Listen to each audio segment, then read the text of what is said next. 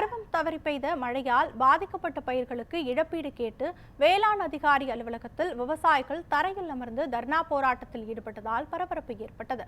தஞ்சை மாவட்டம் மேலட்டூர் பகுதியில் கடந்த ஆண்டு பருவம் தவறி பெய்த கனமழையால் நூற்றுக்கணக்கான ஏக்கரில் பயிரிடப்பட்டிருந்த பயிர்கள் சேதமடைந்தன.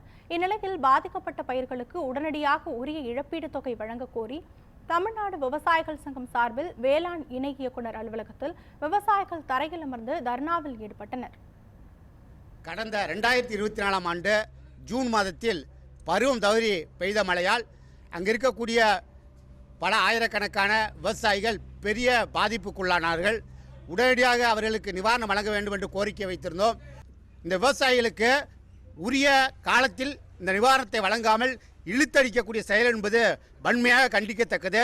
உடனடியாக பாதிக்கப்பட்டிருக்கக்கூடிய அனைத்து விவசாயிகளுக்கும் நிவாரணத்தை வழங்க வேண்டும் என்ற கோரிக்கையை முன்வைத்து தற்போது எங்களை அழைத்து பேச வேண்டும் அதிகாரிகள் என்ற கோரிக்கையோடு இந்த அலுவலகத்துக்கு முன்பு காத்திருக்கக்கூடிய அந்த போராட்டத்தை நடத்தி கொண்டிருக்கின்றோம்.